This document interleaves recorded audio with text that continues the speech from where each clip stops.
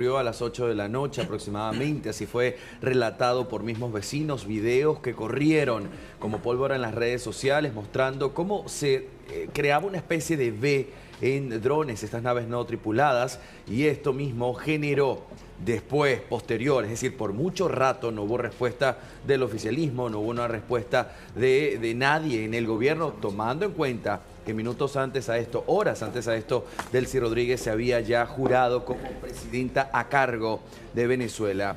Lo que después se dijo desde el Ministerio de Comunicaciones es que esto había sido un disparo de disuasión.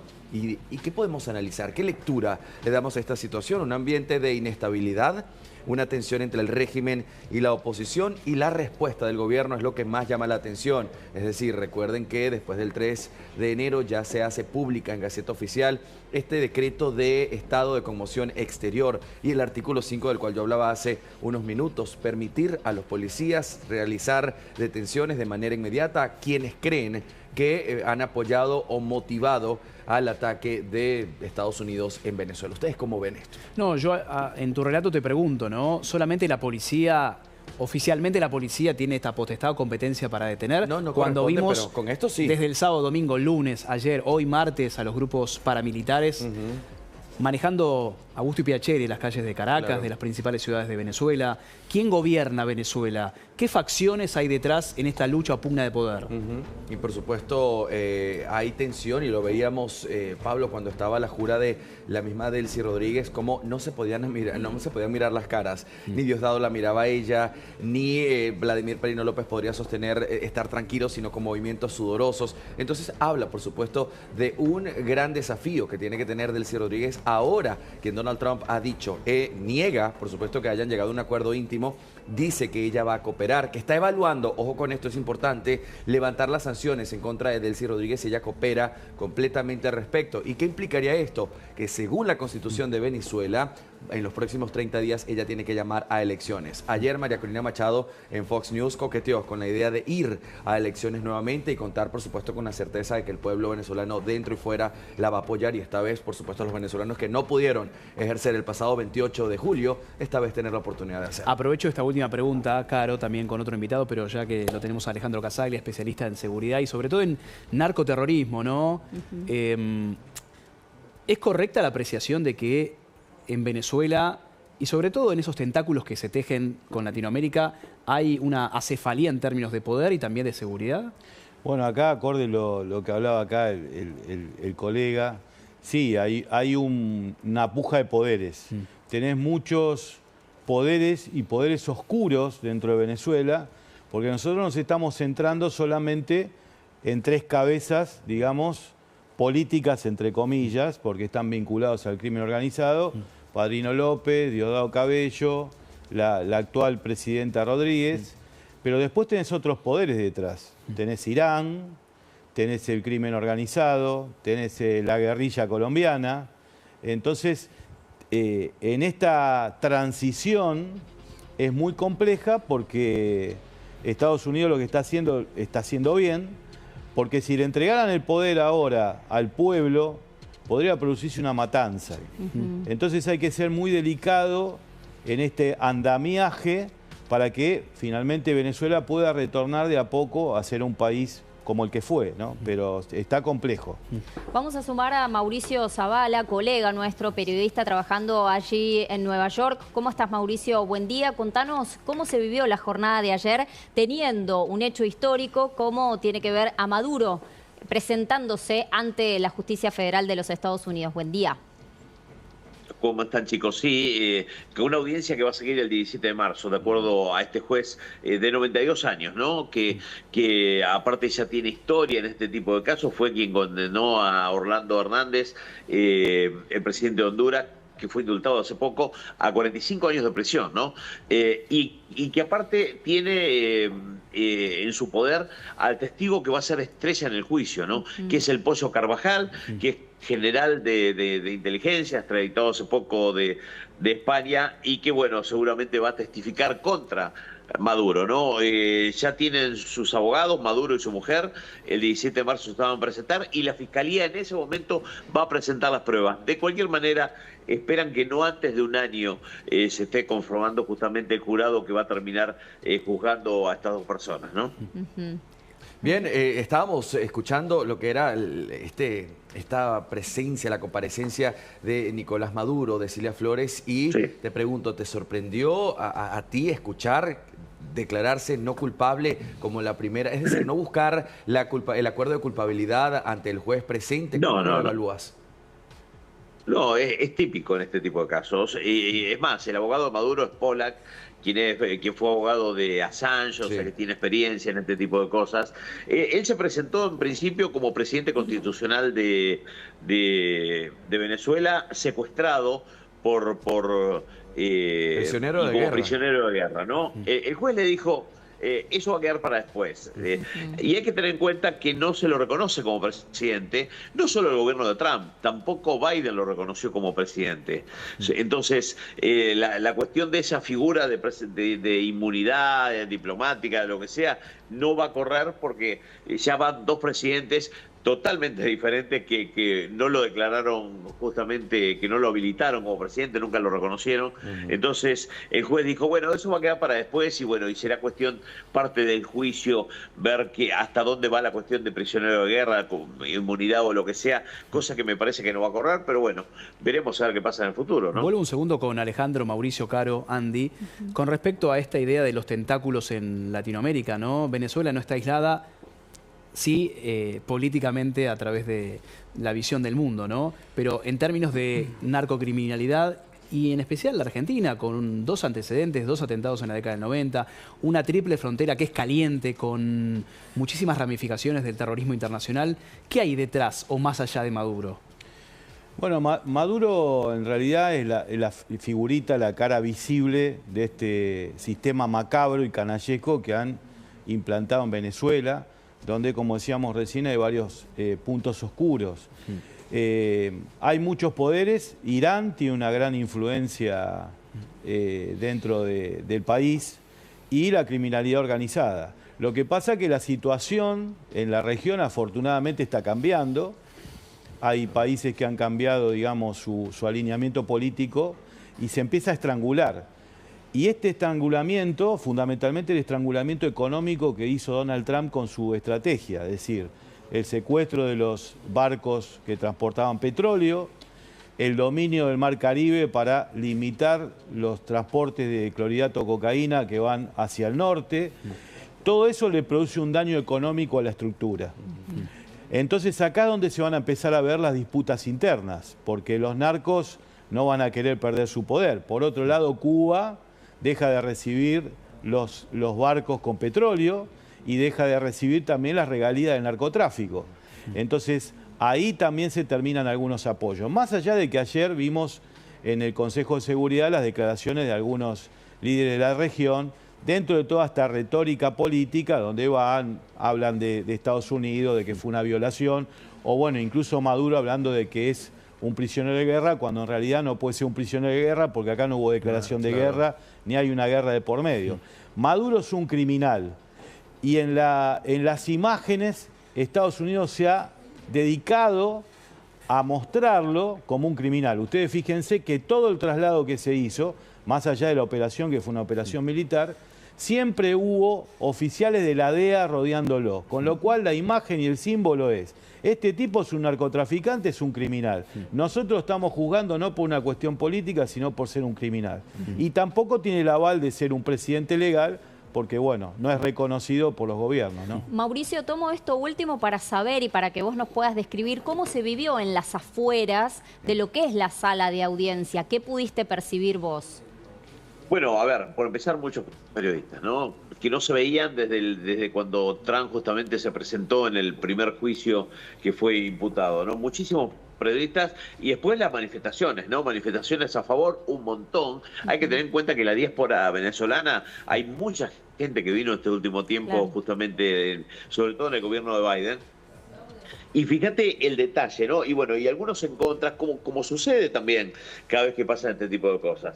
El detalle que había entre los venezolanos a favor de lo que pasó con Maduro, que fueron torturados, justamente. De hecho, alguien que estaba en la sala, que estuvo un día haciendo, porque hay que hacer realmente cola, fueron con carpas, preparándose para estar en la sala, una sala muy chiquitita en el piso 26, ahí en el juzgado del Bajo Manhattan. Cuando se levanta Maduro, dijo, vas a pagar por todo lo que hiciste. Bueno, esa persona fue torturada por el régimen de Maduro, ¿no? Entonces, a mí me trajo un poco a colación imágenes que vimos en Argentina, allá en el juicio de las juntas, y ese tipo de cosas, donde estaban los torturadores por un lado y estaban los torturados por el otro, ¿no? Pues digo, para salir de esta cuestión romántica de que por ahí cantaban los actos o lo que sea, hay gente que sufrió, ¿no? Tal cual. Y en cuanto a los venezolanos y la alegría que hubo en todos lados de aquellos que emigraron, sobre todo los de último tiempo, hay que tener en cuenta que toda esta gente vino por la selva, caminando, sin pasaporte, sin comida, sin ropa. Llegaron caminando y pasaron por la selva del Darién, que es un tapón entre Colombia y Panamá tremendo, donde no hay rutas. ¿Y quién les va a quitar la alegría, no? Yo digo, ¿no? Esto de decir por ahí que son cipayos y ese tipo de cosas, me parece una retórica que cuando uno se pone y escucha las historias de verdad, digo, bueno, déjalo que festejen, ¿no? Claro. Este momento. De cualquier manera, bueno, la cuestión política va a pasar. Cambió un poco la percepción cuando Trump hace la conferencia de prensa, ¿no? Y deja fuera a Corina Machado, a Urrutia, al menos por el momento. Todos pensaban que iba a haber como una transición, pero los analistas más viejos de seguridad dicen, no, Estados Unidos no quiso cometer errores del pasado, como pasó con Irak, como pasó con Afganistán, donde descabezaron a toda la cúpula y después tuvieron que hacerse cargo de un país, ¿no? Claro. Que tiene gente, que tiene problemas diarios. Me parece que esa fue un poco la idea, Mauricio, ¿no? Sacamos a Maduro y negociamos con los que quedan, ¿no? Mauricio, ¿cómo impacta esto efectivamente en el norteamericano que es votante de Trump? O en el norteamericano, en el americano común, el que paga los impuestos? ¿Impacta realmente? A ver, Venezuela, mirá, más allá de el espacio que le dan en las grandes cadenas de noticias, ¿impacta realmente? Mira, ayer salió una encuesta de Reuters, ¿no? Sobre qué piensa la gente, ¿no? Uno igual puede escuchar, lo que pasa que lo que uno puede escuchar acá desde Nueva York es parcial, porque Nueva York se sabe que es contrario a la política de Trump, ¿no? Siempre. Entonces, está bueno ver por ahí lo que hace una cadena internacional mirando justamente lo que dice la gente. Y hay una división, ¿no? Hay una división, porque ¿qué pasa? El votante de Trump, el duro, el MAGA, quiere que Trump trabaje para los estadounidenses, no que se meta en otro país, claro, ¿no? Entonces, pero no queremos más guerras y ese tipo de cosas. Entonces, la famosa doctrina Monroe o lo que sea, ¿no? Entonces, están diciendo, mirá, no nos gusta que estén perdiendo tiempo con esta cuestión porque no se dedican a esto, ¿no? Entonces, cuando uno mira la encuesta, uno ve que el 33 está bien dividido, un 33 que no le importa, no le interesa, y algunos que apoyan y otro 33 que están en contra, ¿no?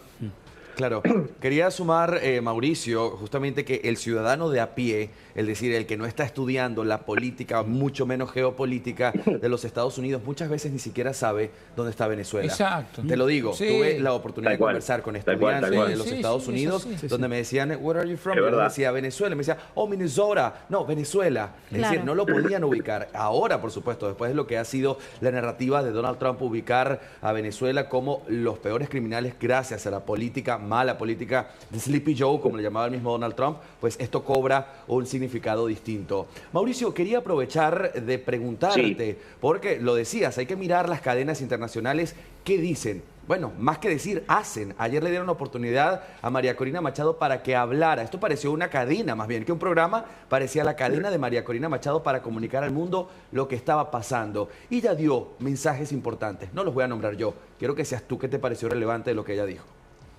A ver, ella aparentemente estaría negociando para que den elecciones, pero atento que Marco Rubio, que eso es lo bueno de esta época, ¿no? Que estamos mirando justamente que están, todo es literal. Te dicen lo que va a pasar. Antes no pasaba eso, uno tenía que leer entre líneas y Rubio dijo, elecciones, no, por ahora no. Elecciones no.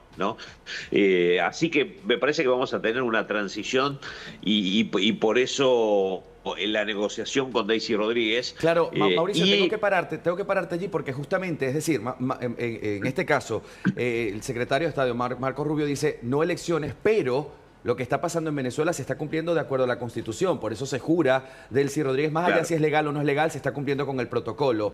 Y el protocolo establece, según la Constitución de Venezuela, que en los próximos 30 días debe haber elecciones. ¿Cómo vamos a coexistir entre el protocolo y lo que Marco Rubio y Estados Unidos en sí está pidiendo? ¿Qué ves?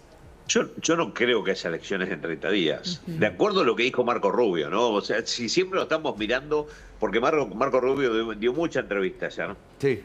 Y Trump ya da la entrevista esa atrás de las cortinas del avión. Cada vez que se sube al avión abre la cortina y da entrevista. De hecho habló de Petro, lo cual está creando otro frente, ¿no? En ese sentido, en una democracia que tiene un montón de años. Pero bueno, yo creo que por el momento no. Van a dejar a ver qué pasa. Ayer sí Rubio fue claro, es decir, le dijeron por qué no se lo llevó a Padrino, a Diosdado, y dijo, no íbamos a hacer 5 operaciones, dijo. Nosotros traímos a la persona principal, y de hecho lo dijo Trump. Trump dijo, nosotros lo sacamos y lo llevamos ante la justicia. Ahora vamos a ver cómo acomodamos la cuestión del petróleo, cómo traemos a las empresas, y toda esa cuestión, minimizando la cuestión, olvidándose ya del tema de Maduro, que me parece que a medida que pasan los días, y se sabe si este juicio va a tener un año aproximadamente, de a poco se va diluyendo la imagen de Maduro, ¿no? Se van a fijar directamente a los que quedaron, ¿no? Claro, la opinión pública. Mauricio, como siempre, un placer escucharte. Gracias por el contacto permanente. Abrazo grande. Abrazo grande, chicos. Y me quedo con Alejandro con una respuesta que diera recién Mauricio. Y te hago 2 preguntas finales para que también cierres con tu análisis.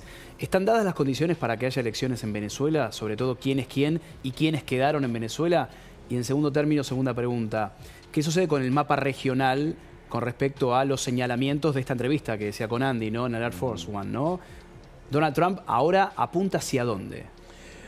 Bueno, no están dadas las condiciones para hacer elecciones, por supuesto. Yo creo que la conferencia de prensa que dio Donald Trump, más allá de que, bueno, a veces es un poco agresivo en sus palabras, yo creo que lo que están haciendo con Machado es cuidarla para no exponerla. Porque vos imaginate un escenario donde hagan elecciones, los enfrentamientos internos, no tiene el apoyo de las Fuerzas Armadas, por supuesto mucho menos los colectivos chavistas, entonces sería quemarla. Entonces primero hay que ordenar, tratar de dialogar con los Rodríguez, no solamente con Delcy Rodríguez, con su hermano, que es uno de los grandes dialoguistas, tratando de ir minimizando el poder de Padrino López y de Diosdado Cabello. Eso va a llevar un tiempo. Y seguramente dentro de un año o un año y medio quizá haya elecciones. ¿Cómo lo van a sostener legalmente? No sé cómo lo van a hacer, pero bueno, es una situación extraordinaria. A mí me parece que hay que ir de a poco para que Venezuela no se caiga en una guerra civil. Claro. Porque acá anoche vimos algunos enfrentamientos, tiroteos, entonces hay que tenerlo en cuenta. Respecto de los blancos, bueno, lo dijo muy claro Donald Trump en su conferencia de prensa.